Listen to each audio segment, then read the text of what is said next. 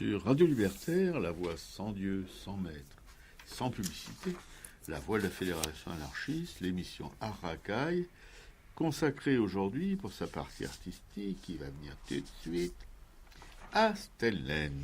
Stenlen, un artiste qu'on aime beaucoup, c'est vraiment de l'amour, de la rage même, puisque c'est un des rares artistes plasticiens, peintres, sculpteurs, graveurs, un dessinateur de presse qui a consacré quasiment toute son œuvre à la rue, ouais, pour simplifier, à la rue avec tout ce que ça comporte au XIXe siècle, de misère, voilà, de choses pas très très jolies, mais qui existent toujours aujourd'hui. Ouais, il nous manque Stenlen pour représenter tout ça à nouveau.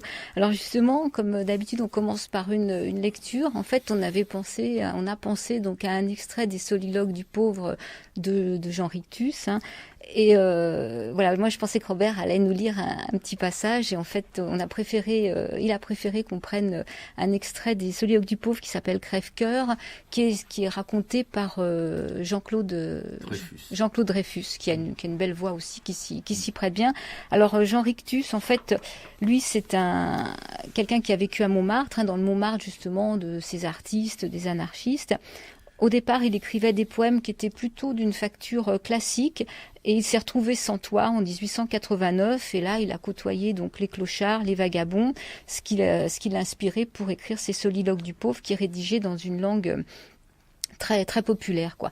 Et voilà ce qu'il dit aussi, il dit faire enfin dire quelque chose à quelqu'un qui serait le pauvre, ce bon pauvre dont tout le monde parle et qui se tait toujours. Voilà ce que j'ai tenté. Oui, il l'a bien tenté, et si j'ai pas voulu me commettre à lire ces textes, c'est qu'à chaque fois, en plein milieu, je commence à avoir la gorge nouée, les sanglots sont prêts à m'arrêter. Donc voilà, c'est pour qu'il y ait un confort d'écoute qui soit quand même. Puis Dreyfus, vraiment, là, on a l'impression d'être dans la rue à cette époque-là, quoi. Ouais, il y a une grosse voix qui porte bien. Et une fois, on avait lu, justement, quand on avait parlé de Stenlen, mais ça remonte déjà il y a quelques années, tu avais lu un extrait des Masons. C'est vrai que les Soliloques du pauvre, c'est plusieurs textes qui se suivent, et on avait lu les Masons. Oui, les Masons, et voilà, c'est le rêve du clochard, quoi, du sans-abri, du SDF, qui rêve d'une maison, qui rêve aussi, il y en a d'autres où il rêve d'une femme qui l'accueillerait, etc., etc., voilà, où il pourrait téter son sein. Non, mais c'est vraiment, si vous n'avez jamais approché l'écriture de Rictus, il faut vraiment le faire, parce que c'est bouleversant. Ouais, et c'est très actuel en même temps. Ouais, et en plus, c'est vrai qu'on a choisi ce livre-là parce que justement, Stenlen l'a illustré. Oui, voilà. Et qu'on trouve encore sur Internet, on peut arriver encore à trouver des bouquins qui circulent illustrés par Stenlen, des Soliloques du pauvre. Oui, puis il a illustré aussi Richepin, qui était un petit peu dans la veine de Rictus. Voilà, il a illustré énormément de bouquins, il a participé à des illustrations dans la presse politique particulièrement. Et il était engagé très tôt c'était vraiment, disons, un anarchiste, oui, on peut le dire sans vergogne, quoi. C'était l'anarchiste, voilà, l'artiste. Il était épris de liberté de penser. Et il l'a manifesté toute sa vie. Il n'a jamais renié ses convictions, Stenlen, au contraire de quelqu'un comme Rictus, qui a retourné sa veste pendant la guerre de 14. Voilà. Je pense que Richepin aussi, d'ailleurs. Enfin, bon. Il me semble, oui. Il y a beaucoup d'artistes de cette époque qui étaient engagés plutôt du côté de la paix, du progrès, etc., de la fraternité entre les peuples, qui ont tout oublié quand les coups de clairon de la propagande belliqueuse de l'État français s'est manifesté.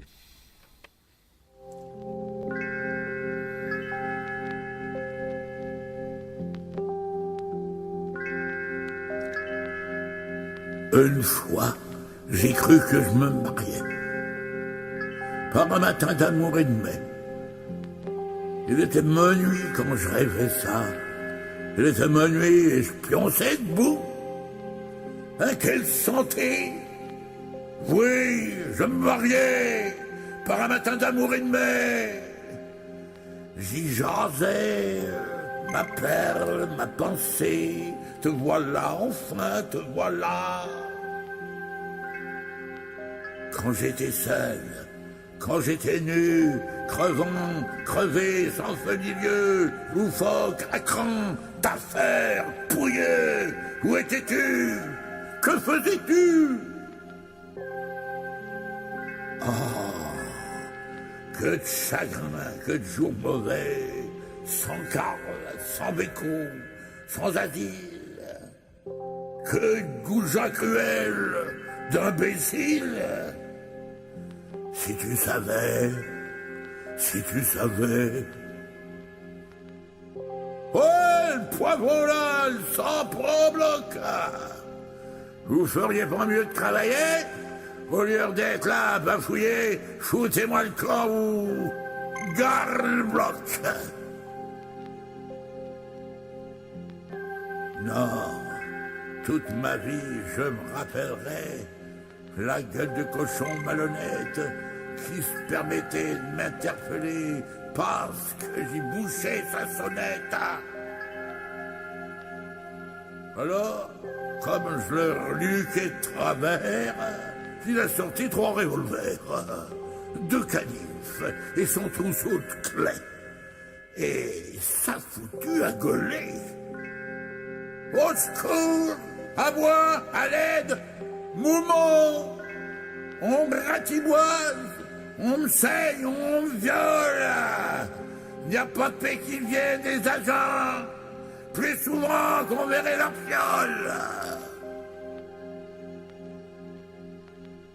Et moi que j'allais pète à sauter et créer un beau fait divers, mal réveillé de mon songe d'été, je me suis ensauvé dans l'hiver.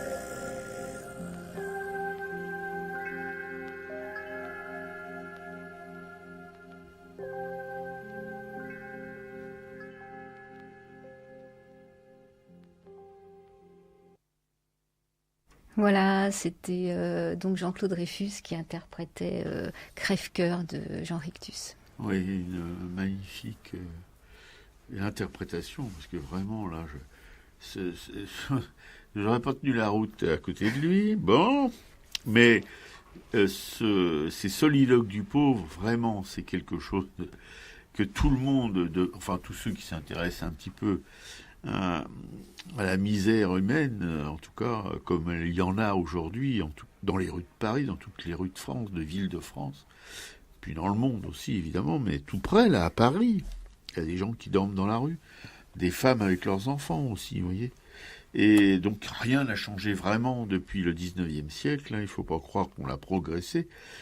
Les riches, oui, progressent, il n'y a aucun souci là, à se faire pour eux, mais avec le chômage, avec tous ces indices économiques qui se cassent la gueule, ceux qui payent en premier, évidemment, les plus fragiles, sont des gens qui sont dépendants des patrons et de leur égoïsme, voilà, et qui se retrouvent du jour au lendemain dans la rue, ils perdent femmes, enfants, foyers, et voilà, comme c'était d'ailleurs le cas probablement au XIXe siècle, puisque là-bas, c'était apparemment l'apogée de la misère pour le peuple. Enfin, en tout cas, ça a été vu et écrit et peint comme ça par des auteurs comme Rictus et par des peintres comme Stendhal, qui a lui-même vécu dans la rue, donc il savait ce que c'était. Non, Rictus. C'est Rictus qui a vécu dans la rue. Stendhal n'a jamais été à la rue, en fait. Ah bon, bah... Oui, non, c'est Rictus dont je parlais tout à l'heure, qui lui s'est retrouvé dehors. Ah, je pensais que Stendhal aussi. Non, Stendhal, lui, a quand même... enfin, on va raconter un petit peu sa vie, mais lui a quand même toujours eu un toit. Il a pu vivre de ses dessins assez rapidement. D'accord. Bon, oui, alors c'est pour ça que Rictus, en écrivant ces textes-là, savait de quoi il parlait. Voilà. Mais Stendhal probablement aussi, sans avoir vécu ce qu'a vécu Rictus, il se baladait énormément dans les rues de Paris et il avait les yeux ouverts et il ne tournait pas la tête quand il voyait la misère, quand il côtoyait la misère.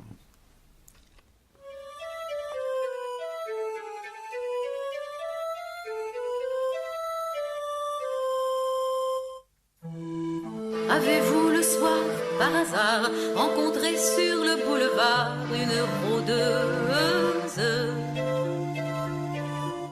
qui se balade par tous les temps, aussi bien l'hiver que le printemps, c'est la pierreuse.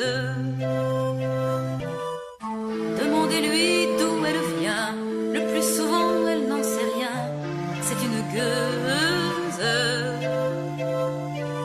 Sa mère, elle ne l'a connue point, car on la trouva dans un coin, pauvre pierreuse. Elle était seule et sans soutien, c'est pour ça que le premier vaurien, à voix mielleuse, qui lui parla de sentiments, prit son cœur et devint son amant, pauvre pierreuse. Ils s'unirent dans un hôtel où Vénus n'avait pour hôtel et pour veilleuse qu'une alcôve aux rideaux crasseux et qu'un bougeoir sale et poisseux, pauvre pierreuse. Elle n'a qu'un désir maintenant, que son homme soit bat et content, elle est heureuse. Il est si mignon et si doux, quand il ne l'assomme pas de coups, pauvre pierreuse. Elle n'aura jamais qu'un chagrin, c'est le jour où, pour un coup de surin, la malheureuse verra son homme, son seul amour, à la grand-veuve dire bonjour, pauvre pierreuse.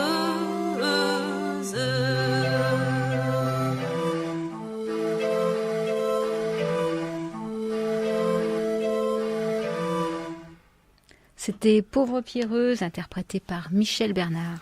Oui, qui illustre, en tout cas pour moi, d'une manière parfaite, merveilleuse, on peut parler de merveille,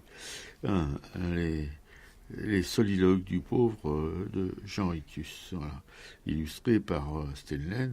D'ailleurs, dans les soliloques du pauvre, les illustrations, c'est un personnage au fusain, très maigre, très blême, avec un chapeau de forme un peu pourri, une redingote, et c'est curieusement, c'est le portrait de Stendhal. Voilà, il s'est auto-portraituré en misérable.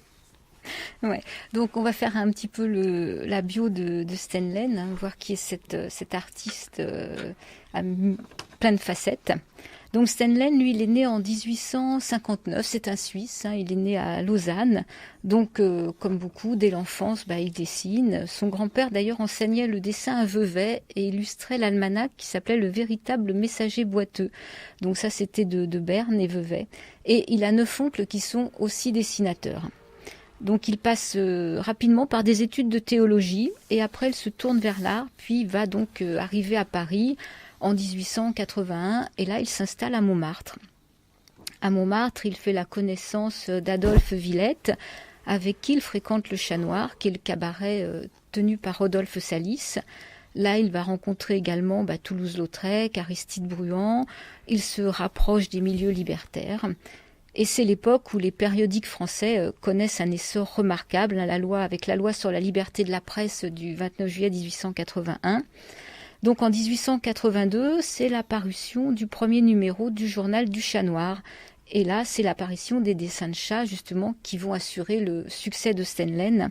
Donc il est engagé comme collaborateur à cette revue. En commençant à travailler pour un journal, ce jeune artiste va donc rencontrer du monde.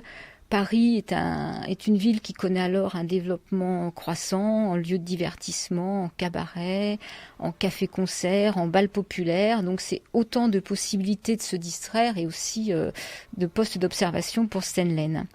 Donc lui fait de ses dessins son gagne-pain principal et il va participer à de nombreux organes de la Troisième République, dont l'éventail s'étend du Grand Illustré à la Revue d'Avant-Garde, au Journal de Cabaret, aux périodiques militants, aux journaux d'information ou de loisirs. Il travaille au Mirliton et là d'ailleurs il va signer Jean Caillou. Ses moments les plus intenses d'activité pour la presse vont se situer autour de 1894.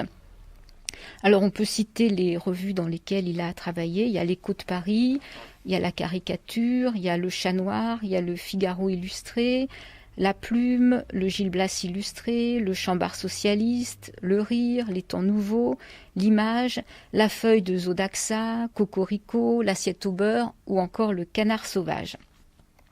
Il reçoit également à illustrer des chansons, de courtes nouvelles ou même des poèmes.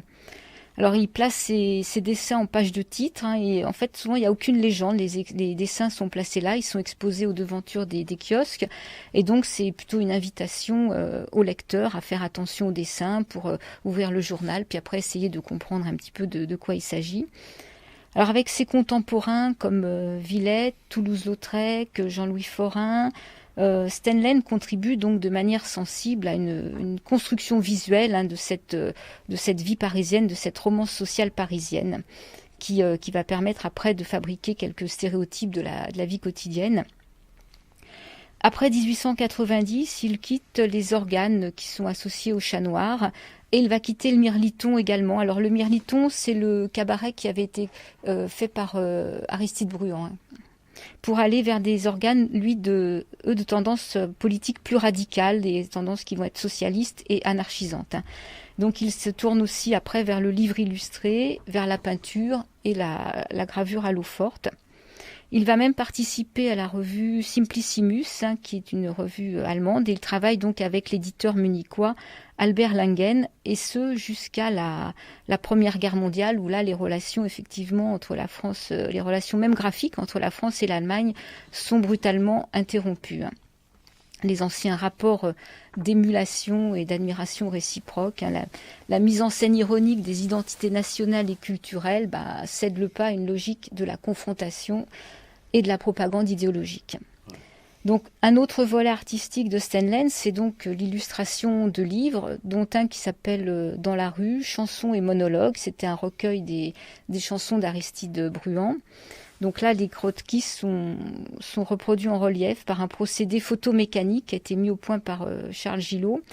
Et cette liberté permise par les techniques de reproduction industrielle donc favorise toute l'imagination graphique de Stendhal. Il va également se tourner vers l'édition de luxe, vers le livre d'art, le livre d'artiste, la xéographie.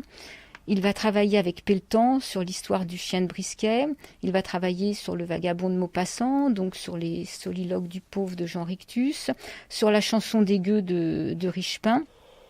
Il illustre des couvertures du livre de Zodaxa de Mazas à Jérusalem, également des poèmes de Victor Hugo, auxquels participe Eugène Carrière, qui nous revient régulièrement, cet Eugène Carrière. Il participe au Salon d'automne et il a même une salle qui lui est réservée. Et Stendhal donc va mourir en 1923 dans les bras de sa fille. Il est très attaché à la vie familiale. D'ailleurs, sa fille et son gendre vivent sous son toit. Donc, il meurt dans les bras de sa fille. Et voilà, c'était dans son atelier rue Caulaincourt. Il aura vécu rue Caulaincourt toute sa vie. Donc voilà, en gros, la vie de Stendhal. Après, effectivement, on peut raconter, oui, qu'il a côtoyé pas mal de personnalités au cours de sa vie. Il a rencontré donc Aristide Bruand, avec qui il a travaillé donc au Mirliton. Il a rencontré Jean Richepin, dont tu parlais tout à l'heure. Jean Richepin, c'est même l'amitié de toute une vie. Quand Jean Richepin a publié la chanson des gueux. D'ailleurs, Jean Richepin a écopé de 30 jours de prison et de 500 francs d'amende suite à cette parution de chanson des gueux. Il a côtoyé donc Jean Rictus, avec qui il s'est donc fâché au moment de la guerre, parce que Stendhal a soutenu Anatole France dans une propagande en fait pour la paix, contre la guerre, et Rictus l'a traité de collaboration avec l'ennemi. Enfin, et donc ils ont été fâchés à ce moment-là. Avec Anatole France aussi, il y a une grande collaboration grâce à une rencontre avec un éditeur d'art qui s'appelle Édouard Pelletan. Et le fait que Stendhal et Anatole France partageaient ce même point de vue, effectivement, contre la guerre et pour la paix, a renforcé leur amitié. Ils ont travaillé ensemble sur un livre qui s'appelle L'affaire Crankby. Donc là, en fait, c'est tout ce qu'affectait Stendhal, c'est les démêlés de avec la justice d'un marchand de 4 saisons. Donc il va avoir des démêlés avec l'agent 64, voilà, un agent chargé de la circulation à Montmartre. Donc là-dedans, Steinlen se sent très à l'aise, puisqu'il retrouve la rue, les petites gens, la justice. Et là va aussi naître une grande amitié avec cet éditeur Édouard Pelletan, quoi. D'ailleurs, Steinlen a peint aussi plusieurs portraits d'Anatole France. Et c'est une amitié qui va durer jusqu'à ce que Steinlen meure et Anatole France meurt un an après lui. Qui l'eût cru? Voilà, les rencontres marquantes dans la vie de Steinlen. Oui, ça prouve déjà que c'était quelqu'un qui n'était pas sectaire, déjà, et puis qui a eu une constante dans ses amitiés, dans ses idéaux aussi, parce qu'il faut bien parler d'idéal. Pour lui, voilà, il a eu une vie aussi proche de son travail, ou son travail proche de sa vie. Enfin voilà, il a été vraiment quelqu'un d'important pour la propagation, enfin la diffusion des idées, qu'elles soient libertaires, socialistes. Mais socialistes à cette époque-là, ça veut pas dire, ça n'a rien à voir avec les socialistes d'aujourd'hui. Je veux dire, c'était vraiment la gauche, comme on dit maintenant, l'ultra-gauche. Voilà. Et puis, son talent, qui est vraiment dans le dessin, mais on va en parler dans la partie consacrée à son œuvre, à la peinture, la lithographie, la gravure, la sculpture. Voilà. C'est quelqu'un d'assez éclectique dans sa création. Il ne se borne pas à un seul médium, mais il en utilise tout ce qu'il peut utiliser, il l'utilise. Voilà. Et puis, mais au service, toujours la même chose. Moi, j'ai dans la tête, et j'ai même devant moi un bouquin que ma camarade a acheté à Vernon, quand on est allé voir l'exposition Steinlen, où il y a des dessins, des lithos, des peintures sublimes. Et c'est vraiment, il a consacré vraiment tout son talent, etc., aux souffrances du peuple, quoi. Voilà, c'est tellement. Il n'y a jamais eu quelqu'un comme lui dans les artistes du 19e, je dis, parce qu'il y a eu les naturalistes, mais les naturalistes, c'était envers les pêcheurs, envers les paysans, mais la classe ouvrière était pratiquement pas. Oui, il y a eu. On a vu en Belgique particulièrement, on avait visité un ancien atelier d'artistes belges où il y avait des peintures, des sculptures consacrées au monde ouvrier. Comment il s'appelait ce peintre? C'était pas quand on avait regardé Constantin... Perméqueux. C'était Constant Perméqueux ou Constantin Meunier. Meunier, voilà. C'est Constantin Meunier. Ouais. Oui, Perméqueux aussi, mais Meunier particulièrement. Mais en France, il faut dire que aussi les conditions de vie des ouvriers belges étaient... Celles des Français étaient terribles, mais chez les Belges, c'était encore pire. On ne croirait pas à les voir maintenant vivre, etc. Un peuple qui semble doux, voilà, plus cool que chez nous. Mais non, à cette époque-là, le capitalisme belge était ultra violent. Oui, puis, voilà. Puis toutes les souffrances dues à la guerre, effectivement, la Belgique a quand même énormément souffert de la guerre. Oui, tout à fait. Oui, parce que c'est le passage obligé pour les Huns pour venir envahir la France, et donc pour le forcer, ils n'hésitaient pas à massacrer autant de gens qu'ils pouvaient, ou en tout cas qui les gênaient pour leur avance. Voilà. Et on a vu d'ailleurs dans Steinlen montre des scènes d'exode, justement, voilà, qui rappellent cette époque. Il n'y a pas eu simplement un exode en 1945, mais aussi en 1914, et probablement en 1970 aussi. Voilà. Donc, un illustrateur, un peintre, un sculpteur, un graveur qui a vraiment suivi, si vous voulez, qui a une œuvre suivie sur les événements terribles d'une époque, des événements terribles qui touchaient particulièrement les classes populaires, parce que les friqués, ils s'en sortent toujours, on ne peut pas dire le contraire. Dans la rue, chanté par Aristide Bruand.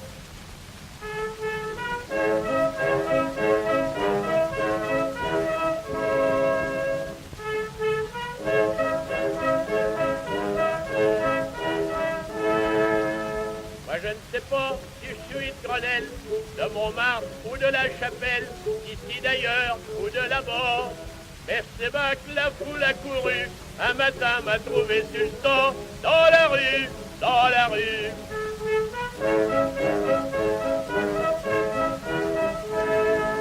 Y a ben des chances pour que mon père, il ait jamais connu ma mère, qu'a jamais connu mon daron. Mon daron qui doit l'avoir eu, un soir de noces qu'il était rond, dans la rue, dans la rue.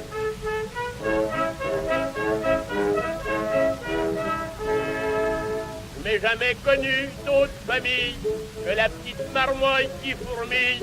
Aussi quand je m'ai marida, je m'ai mis avec une petite grue qui truquait le soir à dada, dans la rue, dans la rue.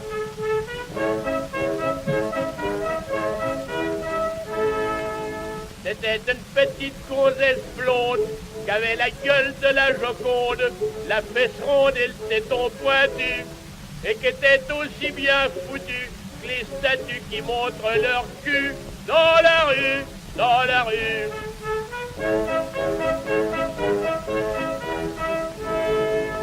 C'est ça que c'était bien, mon affaire, mais un beau soir, à ça fait faire, les mœurs l'ont fourré au ballon. Et depuis qu'elle est disparue, je sors galapère et je fais ballon dans la rue, dans la rue.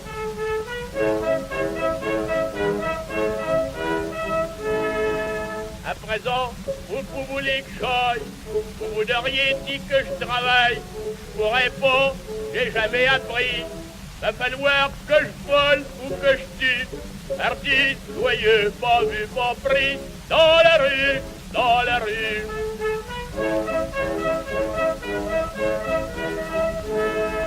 Et puis zut, et vive les amaches, vive les escarpes et vive les grinches. Un jour faudra que je passe aussi, bon la foule encore accourue, pour voir ma gueule en raccourci, dans la rue, dans la rue.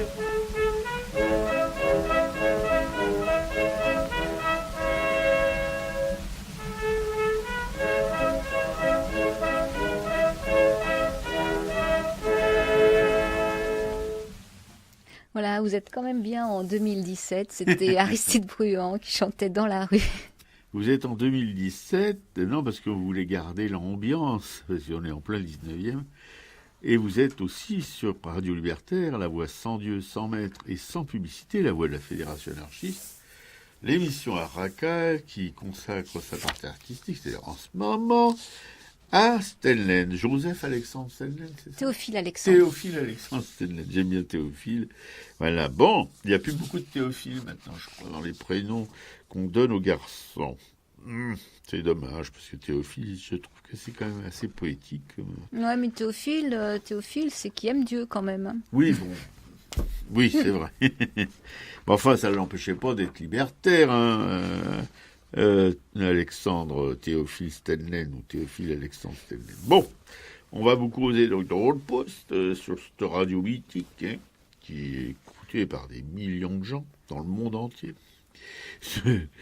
De l'œuvre de cet artiste qu'on considère comme nous, comme un artiste incontournable, par son œuvre qui est consacrée principalement au peuple. Voilà. Alors la peinture, évidemment, peinture magnifique, la lithographie, je répète, sublime, la gravure extraordinaire et la sculpture, surtout la sculpture animalière, mais il a fait aussi quelques personnages. Là aussi, il touche pépère. Ouais, tout à fait. Alors, c'est vrai qu'on parle, nous, on aime bien parler de ces représentations de la rue et du peuple, mais en fait, Stenlen est plus resté dans les mémoires et touche les collectionneurs par ses collections de chats. Hein. C'est vrai que ces chats sont vraiment très très prisés et coûtent une fortune. Et ces représentations de la guerre. En fait, il a beaucoup dessiné toute la guerre. Et finalement, son œuvre sur la rue est passée un peu à côté, quoi. On peut comprendre que les bourgeois, voir les conséquences de leur turpitude, ne leur plaît pas beaucoup. Hein. Je pense qu'il y a des relations de cause à effet évidentes dans dans la cote des peintures ou des sculptures ou des gravures ou des dessins de Stendhal. Voilà. Voilà. Bon, les chats, évidemment, ça mange pas de pain de s'acheter un chat dans une des techniques que pratiquait Stendhal ou d'acheter des chats en sculpture, évidemment, mais en litho, en gravure, en peinture. Mais bon, évidemment, faire une grisette ou une lavandière portant ces énormes ballots de linge sur le dos, voilà, c'était moins parlant pour ces gens-là. Ouais. Alors c'est vrai que si on veut voir un peu Stendhal, nous, ce qui nous a donné envie d'en reparler, c'est quand on est allé à Vernon voir les peintures de Blanche Hochet-Desmonnets, on a refait le tour des collections permanentes. Et il y a un collectionneur suisse qui s'appelle Yvon Lambardy, en fait, qui a été très proche de Stendhal, Richepin, Rictus, et qui a rapidement collectionné toutes ses œuvres. C'était Yvon Lambardy venait d'un milieu plutôt populaire, il a réussi dans la banque, et en fait, il a consacré à chaque fois une partie de sa richesse à soutenir des artistes, à être collectionneur, à être mécène. Et il avait même un bureau, en fait, dans lequel il empilait de plafonds, comme on voit au XIXe siècle, il empilait du sol au plafond des tableaux, et il ouvrait les portes de sa maison le week-end pour que l'art puisse être visible par tous. Et en fait, il a passé, par la dernière partie de sa vie, il était dans une petite ville, je crois Saint-Marcel, qui est à côté de Vernon, et il a trouvé le coin sympathique, et à sa mort, après, il y a eu une donation de ses œuvres au musée de Vernon. Malgré une certaine dispersion de sa donation, en fait, ce musée de Vernon tente régulièrement de reconstituer sa collection, donc principalement les œuvres de Stendhal, dont ils en ont quand même une grande partie. Et dans une petite salle, il y a une salle réservée en fait aux humoristes, en fait la société française vue par les humoristes, et c'est là que les œuvres de Stendhal tournent régulièrement, quoi. Et d'ailleurs, quand on y est allé, une initiative intéressante de ce petit musée, que si Orsay pouvait évidemment en prendre exemple, où beaucoup de livres en tout cas, sur Stendhal et sur leur collection, qui étaient invendus, ou qui traînaient beaucoup dans leur rayon depuis un moment, eh bien, ils les ont mis Ils étaient donativos, on donnait ce qu'on voulait pour en acheter. Et ma camarade en a acheté un pour 5 €, je crois 2 même, pour 5 €. Et heureusement, parce que là, j'en ai un à côté de moi, pour vous parler, évidemment, des œuvres de Stendhal, de ses dessins, de ses peintures, etc., etc. Enfin, même de mémoire, je peux... C'est comme ça tourne toujours autour des mêmes... Oui, des mêmes sujets, des mêmes événements, voilà, c'est assez facile.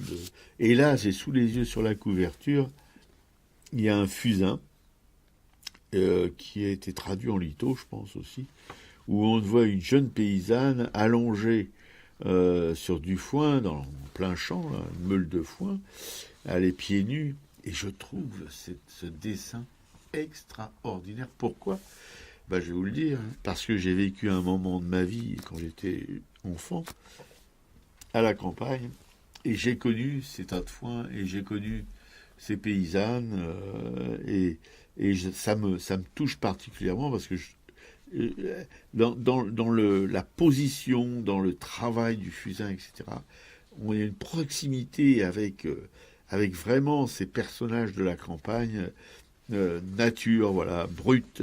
Tout est fait pour exalter leur beauté, quoi. Leur beauté, c'est pas des beautés de coquettes, mais des beautés vraiment humaines, comme j'en ai fréquenté avec les yeux, évidemment, parce que j'étais enfant, mais qui me touchent beaucoup. Ouais. Et en fait, même dans ces peintures, même quand les sujets sont difficiles, que ce sont une blanchisseuse qui porte effectivement son fardeau sur la tête, ou qu'on peut avoir la rentrée des ouvrières, en fait, sa peinture transparaît une certaine douceur, quand même. Oui. Même si le sujet est très, très difficile et qu'on sent malgré tout le labeur de ces ouvriers. Oui, il a pratiquement toutes les corporations qui s'agitaient dans Paris, que ce soit les maçons, que ce soit les gens qui travaillaient au bord de la Seine à décharger les péniches, que ce soit les cheminots dans la campagne qui traversent des villages, ou par exemple là j'ai un lavis encre et aquarelle qui intitule La Bourrasque, et on voit une femme, on la voit de dos, avec un bébé dans ses bras dont on voit la frimousse, et vraiment c'est la bourrasque. Alors ça ajoute, ça appuie le côté de détresse, de misère, de froid que cette femme éprouve, si vous voulez. Il y en a une autre là, c'est le coup de vent. Alors c'est une maman avec 4 enfants, un dans ses bras, un petit à côté d'elle, une fille et un garçon, qui portent les grands, ils portent des baluchons comme ma maman qui en a au bras. Vous voyez, et là aussi c'est le coup de vent, c'est en noir et blanc puisque c'est je pense une gravure ou une litho, et ça ajoute à cette impression de tristesse, de précarité des gens de cette époque, enfin des gens humbles, on peut dire ça comme ça, parce que bon, évidemment ils faisaient pas les bourgeois. Il y en a une autre là qui s'appelle L'Exode de 1914, dont je vous parlais tout à l'heure, voilà, et où on voit, c'est aussi une litho, je pense que c'est une gravure à l'eau forte, dans les pointes sèches, où on voit l'Exode. Alors toujours pareil, une maman en premier plan, et elle a aussi là 5 lardons, dont un petit dans ses bras, une grande fille avec un petit à la main, et un garçon et une autre fillette, et tout le monde a des baluchons, mais on peut comprendre puisque c'est l'Exode. Alors voilà, mais c'est pas forcément l'Exode quand il fait des croquis. Ça peut être aussi une foule dans Paris, ça peut être voilà. Ah là, il y a aussi une jeune fille. Alors je vous ai parlé tout à l'heure de celle qui est allongée dans du foin. Mais là, elle est assise, elle a une position comme si elle essaie de, elle était tout ébouriffée, la chevelure ébouriffée, qu'elle essaie d'y remettre un peu d'ordre, et comme si elle sortait, vous savez, d'une comment dirais-je, d'une idylle amoureuse, voilà, un peu fripée comme ça, sa tenue, et je trouve que l'image est assez fantastique. Voilà, c'est Stendhal, c'est le Stendhal que j'aime en tout cas, parce que il nous permet d'approcher une époque qu'on n'a pas connue évidemment, mais qui est pas si loin que ça, où le baiser, où idylle au champ, voilà, où il y a un homme de dos qui étreint une paysanne, voilà, je trouve que la position du visage de la paysanne, qui est le menton à pied sur l'épaule, avec le regard en l'air, ouais. C'est quelque chose d'une tendresse, comme quoi les paysans ne sont pas forcément des gros brutos. Ouais. Mais Stendhal, il a pas mal de scènes de baisers, justement. Oui. Là, dans le petit bouquin que j'ai aussi sous les yeux, ils disent qu'effectivement, Stendhal n'est pas un peintre du bonheur, mais qu'il a quand même fait des œuvres qui étaient un peu plus douces, plus des scènes de baigneuses, des scènes de famille, et beaucoup de scènes de baisers qu'on peut retrouver. Donc, il y a des baisers au champ, à la rue, à la sortie du théâtre. Oui, voilà, et puis alors il fait penser un peu, quand il y a des mères avec leurs enfants, à cette artiste allemande. Paula Modersohn ? Oui, non, qui a eu c'est un fils de tué à la guerre. Kate Kollwitz. Kate Kollwitz, voilà, ça fait penser. Elle a une mémoire, dis donc. Heureusement que j'ai mon encyclopédie portable quasiment, parce que j'aurais pas beaucoup de choses à vous raconter. Voilà, et là, oui, il y a un côté Kate Kollwitz dans son approche des mères et des enfants, évidemment, parce que Kate Kollwitz, pareil que lui, elle ne dessinait pas, ou elle ne peignait pas des gens de la haute, elle peignait le peuple comme lui. Mais le peuple en Allemagne, et voilà, c'est la seule différence.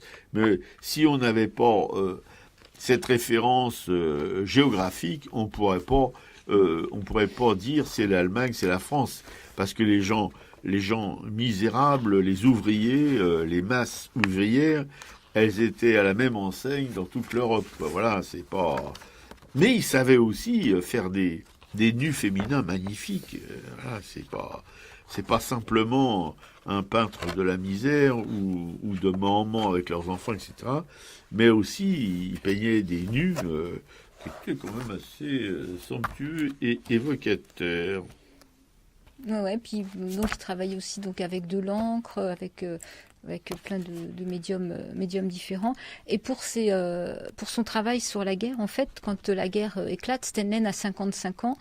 Donc lui, c'est un artiste qui est déjà reconnu, alors, mais il n'est pas mobilisable parce que trop âgé, mais il se sent quand même très investi par cette déclaration de guerre. Son gendre, d'ailleurs, doit partir à la guerre. Il a de nombreux amis dessinateurs humoristes qui sont aussi mobilisés. Donc lui, comme il est il reste antimilitariste convaincu.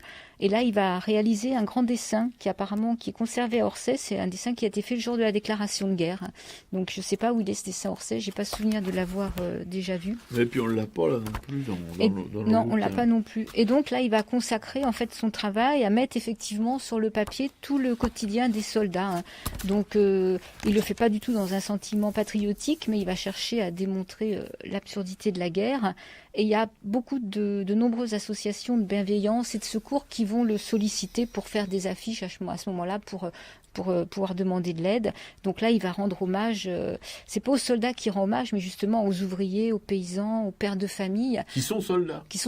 Voilà. Mais en retraçant toute la vie quotidienne du poilu, que ce soit le casernement, que ce soit son habillement, que ce soit ses corvées, la vie dans les tranchées, les blessés, la mort, la faim, la solitude, le découragement, les permissions, l'attente du train, les adieux à la famille, les retrouvailles, enfin tout, il va tout dessiner, quoi. Oui, tout à fait. Ouais. Mais c'est là encore, c'est Kate Louise, quoi, parce que elle aussi a dessiné la guerre, a peint la guerre, a gravé la guerre de la même manière que Steinlen. Voilà, ils sont tous les deux dans cette veine, on pourrait dire aussi réaliste. Oui, réaliste, parce qu'on ne peut pas dire naturaliste, quoi qu'on pourrait le dire aussi, mais la version qui n'est pas idyllique du naturalisme, voilà. Quoique le naturalisme appliqué à la paysannerie, c'était pas idyllique non plus. Mais bon, voilà, c'est Steinlen dans ses œuvres qui a un œil et qui a une sensibilité vraiment éprouvé, en tout cas, qui révèle, enfin, son travail révèle une sensibilité assez anormale à cette époque-là, en tout cas, parce que bon, ouais, je crois que depuis, il n'y en a pas eu de plus normal, qu'on s'est consacré, si vous voulez, à dépeindre les souffrances du peuple, voilà. Même dans l'histoire récente, dans l'histoire moderne de la peinture, il n'y a jamais eu quelqu'un qui arrive à ce niveau de représentation. Mais d'abord, avant de représenter, il fallait comprendre, il fallait aimer, il fallait être proche, il fallait savoir. Parce que si vous n'approchez pas avec une sensibilité particulière ce monde, comme on voit en ce moment dans les rues de Paris, des gens qui sont en complète errance, sans toit, perdus complètement, on pourrait évidemment, mais imaginez maintenant un artiste qui bâtisse son œuvre sur la misère contemporaine, il vendrait rien. Il serait, comment dirais-je, il y aurait un espèce d'ukase, quoi. Quel galériste aurait assez de burnes? Pardonnez-moi, je sais que vous n'aimez pas quand je parle de burnes, ni ma camarade non plus. Enfin, aurait le courage, en tout cas, d'affronter, si vous voulez, le regard du public qui achète, c'est pas les prolos qui achètent. Non, on va dans le sens du poil, on brosse dans le sens du poil pour ramasser plein de pognon, voilà. Et si vous voulez, un artiste qui pourrait éventuellement consacrer son œuvre à ce genre de sujet, lui c'est bien du plaisir. Ouais.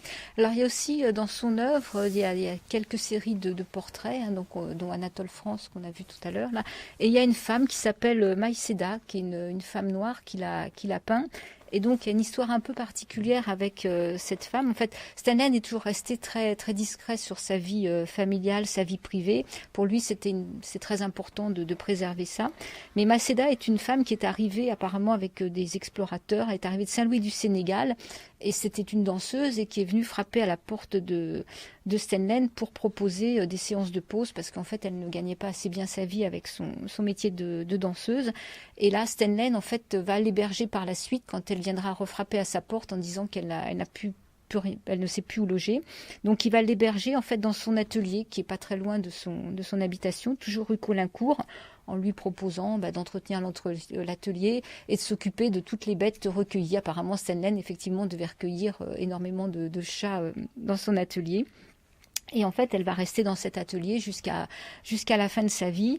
Et là, Steinlen va la peindre à plusieurs reprises soit il va la peindre en train de rire, de s'ennuyer, de dormir. Enfin, et il lui a légué une partie de son œuvre. Ah oui, là aussi, on peut dire que c'est exceptionnel parce que c'était quelqu'un quasiment sans domicile fixe, comme il y en a aujourd'hui, et il lui offre l'hospitalité jusqu'à la fin de sa vie à cette personne, et en même temps, il lui lègue une partie de son œuvre. Voilà, alors j'imagine, encore une fois, Kunz,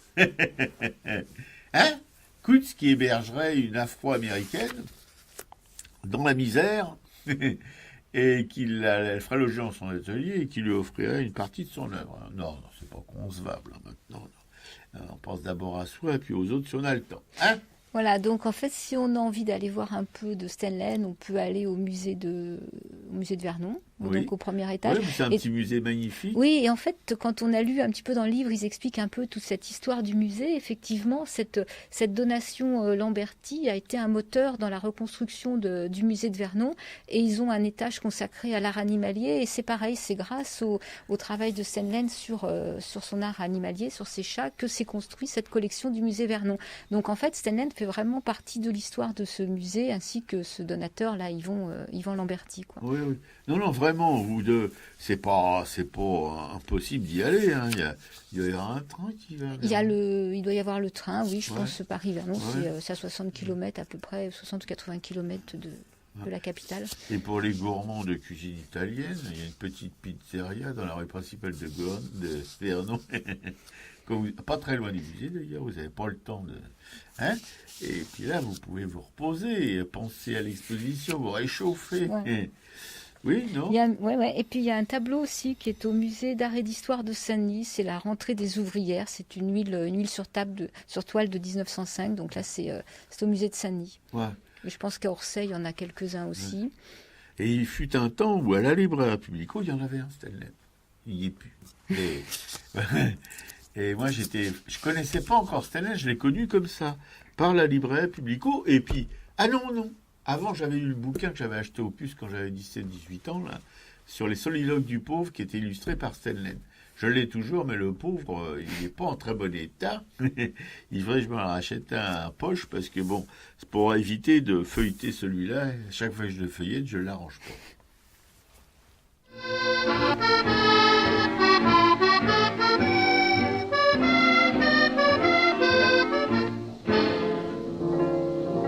Le poète en guenille, les rôdeurs et les filles, des chansons d'Aristide Bruant, les héros populaires, des refrains d'avant-guerre sont bien loin de nous maintenant. Tout cela disparaît dans la nuit et l'on se demande aujourd'hui que sont devenues les fortifications et les petits bistrots des barrières. C'était le décor de toutes les chansons, des jolies chansons de naguère. Où sont donc Julot, Nili, Casque d'Or et Petit Louis le Costaud, si célèbres alors? Que sont devenues les fortifications et tous les héros des chansons? Des maisons de 6 étages, ascenseurs et chauffage ont recouvert les anciens talus. Le petit Louis réaliste est devenu goragiste et Bruant a maintenant sa rue. Julot sera de l'Institut bientôt, et Nini possède un château. Il n'y a plus de fortifications, ni de petits bistrots de barrières. Adieu, décor de toutes les chansons, des jolies chansons de naguère. Mais d'autres reviendront, héros différents, puis disparaîtront, à chacun son temps. Il n'y a plus de fortifications, mais il y aura toujours des chansons.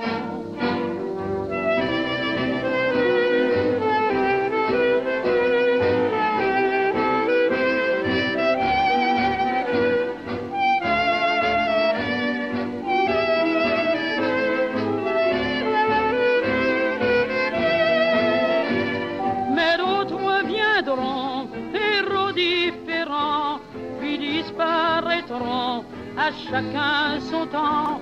Il n'y a plus de fortifications, mais il y aura toujours des chansons.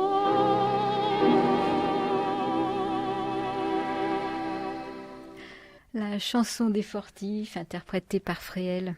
Voilà, et spéciale dédicace, évidemment, à notre camarade Patrick. Alors lui, on lui dédicace quasiment toutes les chansons de cette émission.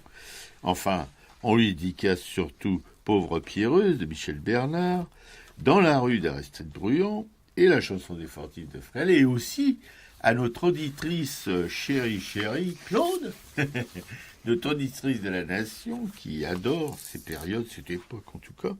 Voilà, je pense que si on passait pas de temps en temps des chansons comme ça, elle serait un peu déçue, elle suivrait moins attentivement nos émissions.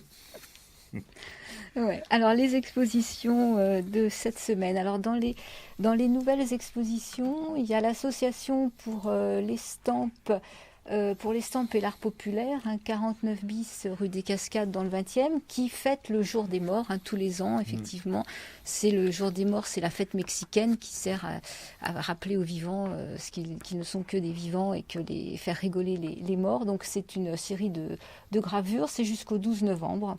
Voilà, c'est tous les jours de 15h à 20h. On rappelle qu'un des animateurs de cette association qui a cette galerie est un Mexicain. Voilà. Il y a le François Grand de la galerie Licence 4 à Lyon, une galerie qu'on n'a pas encore eu l'occasion d'aller visiter, mais François Grand nous envoie régulièrement ces informations. Donc il y a une nouvelle exposition, c'est Françoise Jourdier. Voilà, c'est de la peinture, c'est pas mal. Ça j'ai mis un lien sur leur page Facebook. Bon, Facebook c'est toujours un peu pénible parce qu'il faut se connecter ou faut cliquer sur les onglets pour refuser de se connecter tout de suite. Mais en fait, c'est Françoise, voilà, ça vaut le coup d'être noté. Il y a le Eugène Leroy qui est à Paris, c'est 54 rue de la Verrerie, du mardi au samedi, de 14h à 19h. Ça, c'est jusqu'au 10 novembre, donc c'est à la Galerie de France. Eugène Leroy, pour ceux qui n'ont pas l'occasion de rencontrer son travail ou d'aller à Tourcoing, ça vaut le coup d'aller dans cette galerie pour voir un petit peu sa façon de travailler, ses empattements. Il y a Eugène Carrière à Gournay, au musée de Gournay-sur-Marne. Donc c'est le dimanche de 15h à 18h. Sinon, ça peut être sur rendez-vous. Ça retrace un petit peu toute la vie d'Eugène Carrière et toute son œuvre. La conservatrice Sylvie Legracier est une femme adorable. Donc je pense qu'il y a peut-être aussi des conférences à ce moment-là. En tout cas, elle doit être présente pour donner des explications aux visiteurs. Et bénévole, je crois. Et elle est bénévole. Il y a les Sœurs Smith-Champion à la Maison nationale des artistes de Nogent-sur-Marne. Et il y a Odon à la médiathèque Aragon et à la collégiale Saint-Pierre de la Cour jusqu'au 15 janvier. Ça, c'est au Mans. Et nous allons y aller la semaine prochaine pour découvrir cette exposition. Et on espère que Colette viendra dans l'émission après. Colette qui est Colette Audouin, donc qui est la veuve de Odon. Oui, voilà. Bien. Et le culturel de la semaine, Alors, je vous laisse la parole, ma chère camarade, parce que c'est vous la passionnée dans cette histoire. Alors, on est allé voir La Passion Van Gogh, ce film d'animation. Donc, c'est un film d'animation de Dorota Kobiela et Hugues Welchman. Et c'est un film, c'est assez époustouflant à plusieurs niveaux. Donc c'est un film d'animation. Ça a été fait à partir des toiles de Van Gogh et d'acteurs réels qui ont été filmés et retranscrits après en peinture avec, je sais plus combien une centaine de faussaires de Van Gogh qui ont 50 je crois. Ouais, qui ont travaillé, donc qui ont reproduit des tableaux de Van Gogh. Et en fait, tout se passe à travers les tableaux de Van Gogh qui se suivent et ces personnages qui s'animent dans cet univers.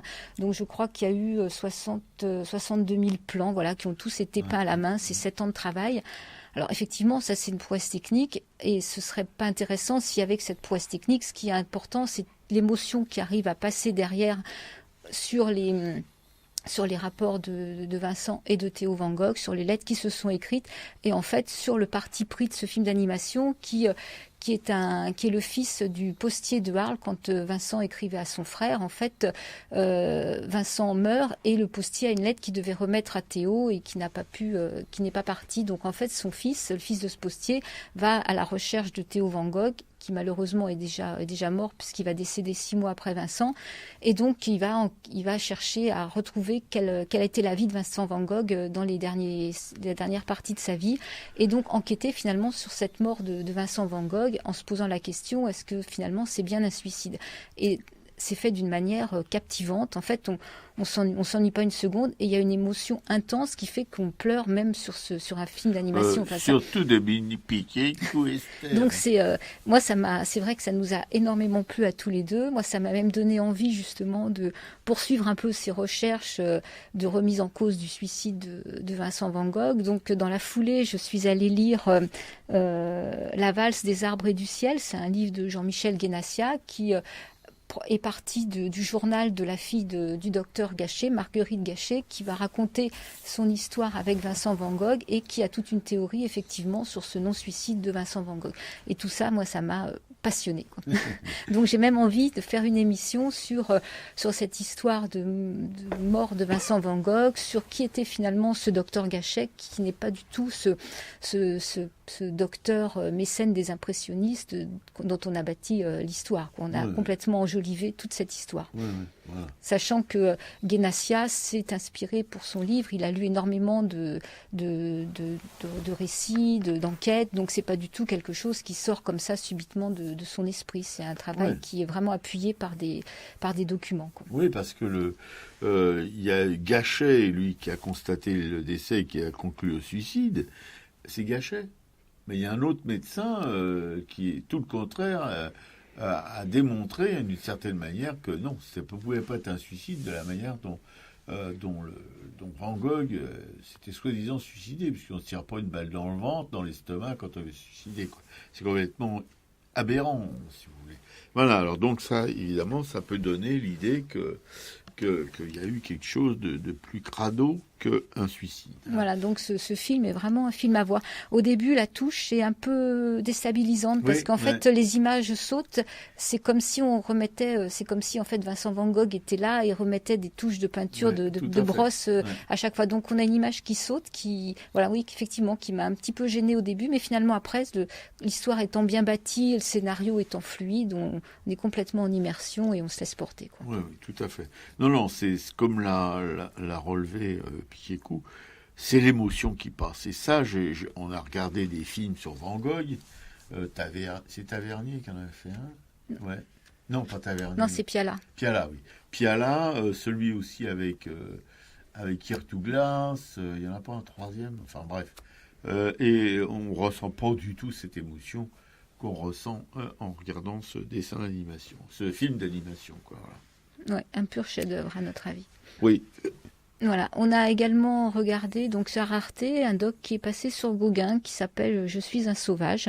C'est un doc donc comme il y a une expo Gauguin en ce moment au Grand Palais, en fait Arte le laisse en replay jusqu'au 28 novembre, donc il faut en profiter si on a la télévision ou si on a un ordinateur qui nous permet de voir des replays d'Arte, de regarder ce documentaire de 52 minutes qui retrace toute la vie de Gauguin en partant aussi d'images d'archives, des dessins d'animation quand il n'y a pas d'autres supports et qui nous montre en fait quel était vraiment cet artiste et c'est passionnant aussi. Tout à fait, voilà. Et puis il y a donc la valse des arbres Ça, du c'était ciel. le livre de Guénassia dont j'ai parlé. Dont t'as parlé.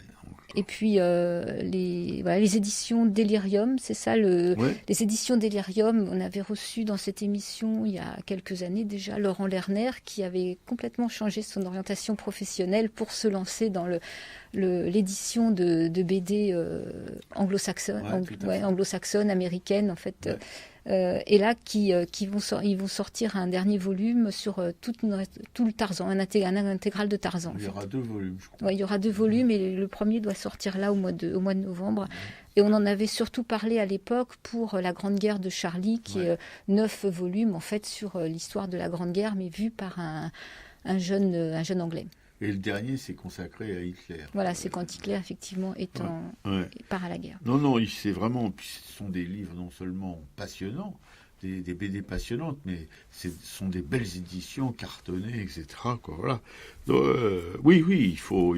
Si vous avez envie de faire des cadeaux à Noël, si vous avez dans vos amis des amateurs de BD, eh ben, vous pouvez évidemment... vous tournez vers les éditions Delirium et toute leur collection de BD qui est vraiment passionnante. Voilà. D'ailleurs, Laurent Lerner est quelqu'un de passionné. Exact. Oui, il était très content de son changement d'orientation professionnelle. Et d'ailleurs, ses bouquins sur la Grande Guerre de Charlie sont dans les bibliothèques. On les voit régulièrement dans les bibliothèques parisiennes. Oui, voilà. Encore une fois, la passion, ça fait faire des choses extraordinaires. Voilà. Parce que c'était quelqu'un qui travaillait plutôt dans la télévision, etc. Et puis qu'on aura la casquette d'avoir des petits chefs et tout.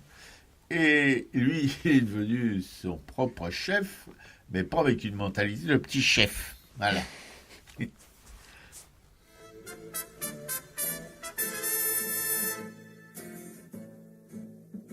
Sauf des mouchards et des gendarmes, on ne voit plus par les chemins que les vieillards tristes en larmes, des veuves et des orphelins, parisiens de la misère, les heureux même sont tremblants, la mode est au conseil de guerre et les pavés sont tous sanglants.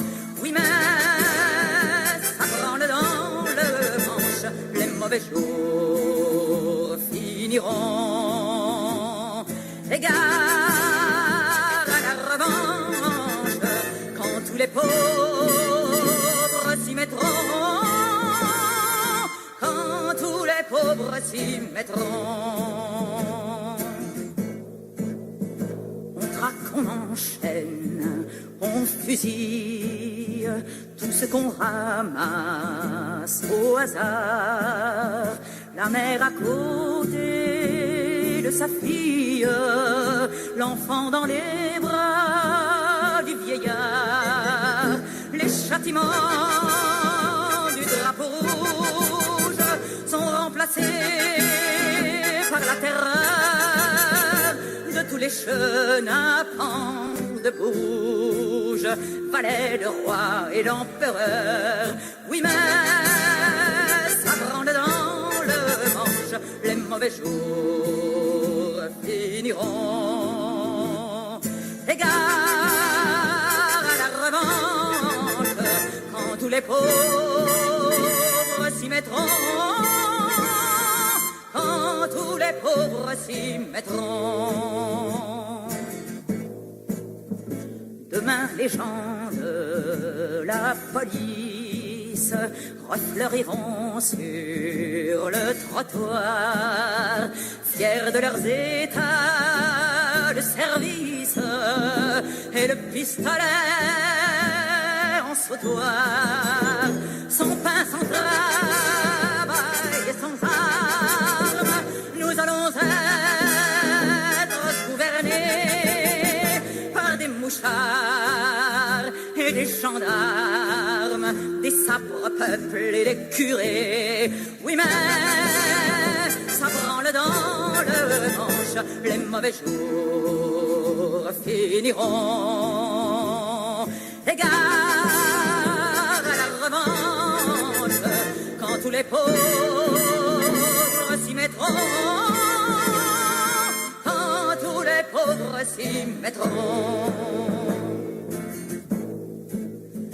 Le peuple au collier de misère sera-t-il donc toujours rivé? Jusqu'à quand les champs de guerre tiendront-ils le haut du pavé? Jusqu'à quand la sainte clique nous croira-t-elle un vil bétail? À quand enfin la République de la justice et du travail? Oui, mais ça branle dans le manche, les mauvais jours finiront. Égare à la revanche, quand tous les pauvres s'y mettront, quand tous les pauvres s'y mettront.